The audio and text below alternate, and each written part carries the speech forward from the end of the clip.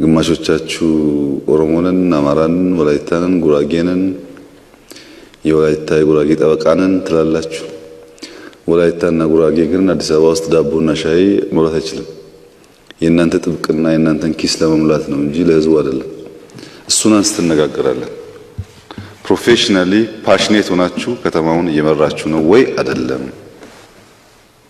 ያን ለመውሰድ ፍላጎት አላችሁ ወይስ የላችሁም? በግድ እዳ እንደወደቀባችሁ ነው ከተማውን መምራት የምታስቡት? ፈልጋችሁ ጠይቃችሁ መርጣችሁ የምትሰሩት ስራ እንደሆነ የምታስቡት? መሬት አሁንም ይቸበቸባል አዲስ አበባ ውስጥ የሚል ከፍተኛ ስሞታ አለ። ማንም ይቸበቸበው መሬት? ቅድም በገለጻ እንደተነሳው ከፍተኛ የልማት እንቅፋቶች አሉ። አዲስ አበባ ውስጥ ለውጥ ማየት የማይፈልጉ ኃይሎች አሉ፣ ከእናንተ ጋር እየተቀናጁ እንቅፋት የሚፈጥሩ። ትንሽ የልማት ሲጀመር ስም ያወጡ የሚሰለፉ፣ የሚያሳግዱ፣ የሚያግዱ፣ የሚጠብጡ። ልማት ተጀምሮ እንዲያልቅ የማይፈልጉ፣ ከመሬት ውጪ በሰርቪስም ሌብነት አለ።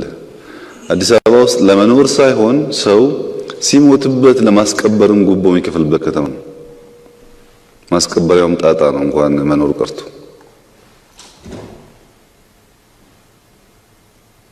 እና መሬት ችግር አይደለም ያለው፣ መሬት ማስተዳደር ነው ያልቻልነው እኛ።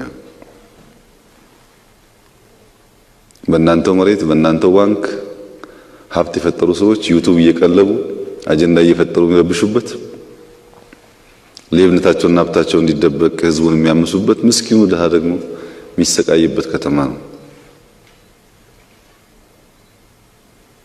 እና ሊደርሺፕ አሁን 9 ወር 8 ወር ገደማ ሞልቶታልና ፓሽኔት ሆኖ ነው ወይ ስራውን እየሰራ ያለው? እንደሚያልቅ ጊዜ ነው? ቋሚ ኮንትራት ነው? በቃ እናንተ የእድሜ ልክ ናችሁ? ሞናርኪ ነው? አንዴ ተቀምጣችኋል ማንም አይነካችሁም ማለት ነው? ወይስ ጊዜ አለ? ያ ገብቶን ነው ወይ ስራ ያለ ነው? በየዕለቱ ስንት ደሃ ነው ዳቦና ሻይ እንዲያገኝ እያደረግን ያለ ነው እኛ? ትናንሽ ነገስታት ነው አዲስ አበባ ውስጥ እየፈጠርን ያለው በየክፍለ ከተማው በየቢሮ ማይነኩ አይነኬዎች ነው? ወይስ ቲም ሆኖ የህዝቡን ችግር የሚፈታ ከተማውን አንድ ስቴፕ ወደፊት የሚወስድ ስብስብ ነው?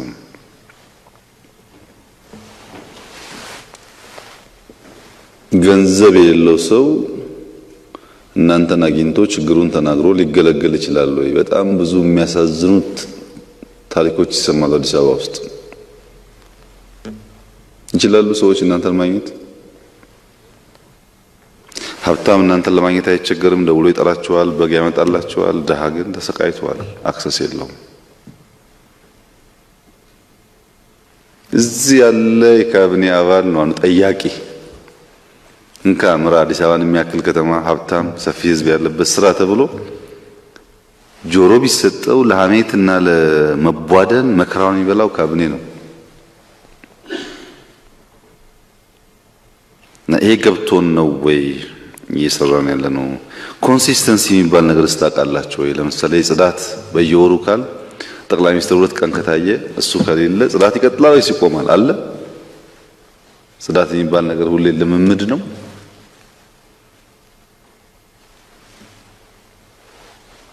ሃውሲንግ ላይ ያለብን ችግር ለሃይ ራይዚንግ ነው የምትሰጡት ወይስ መሬት እየወሰዱ የሚሸጡ ሀብታሞች ነው ሪል ስቴት እያላችሁ ቦታ የምታደሉት? እና የሃውሲንግ ችግር ለመፍታት የባንክ ብድር ምናምን አይፈታውም። ወደፊትም ፕራይቬት ሴክተር ነው ኢንቮልቭ ማድረግ ያለበት።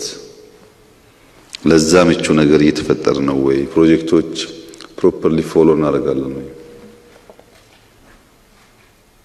አንዳንዶቻችሁ ፕሮጀክት አካባቢም ድርሽ የማትሉ አዲስ አበባ ውስጥ ምን እንደሚሰራ የማታውቁ ፕሮጀክቱ ካለቀ በኋላ የፕሮጀክቱ ባለቤት ለመሆን መከራችሁን የምታዩ ናችሁ። ለምሳሌ ኮንቬንሽን ሴንተር ሲኤምሲ ያለ ስንቶቻችሁ ናችሁ ሄዳችሁ ያያችሁት? ከካቢኔ አባላት ምን ላይ ነው ያለው? ምን ላይ ነው ያለው? መናገር የሚችል ከእናንተ ውስጥ ሰው ነው? አድዋ 00 ማን ናችሁ ሄዳችሁ ያያችሁት? ምን ላይ ነው ያለው? በጣም የሚደንቀው ነገር ከዚህ ቀደም ይመስለኝ እኔ ሆስፒታል ለመስራት የሚፈልግ ኢትዮጵያዊ የለም ገንዘብም ችግር ነው፣ ሁሉም ችግር ነው። ከውጭ እናምጣ ነበር ግን አይደለም። አሁን የገባኝ ነገር እኛን አንቀን ያዝናቸው እንጂ ሐኪሞች ተደራጅተው የሚደንቅ ሰርቪስ ይሰጣሉ። ለምንድን ነው እነዚህ ሰዎች እኛ ደግፈን ሆስፒታል ከፈለግን ኢንቨስት ማድረግ 10% 20% ወስደን ለምን አብረናቸው ኢንቨስት እናደርግ?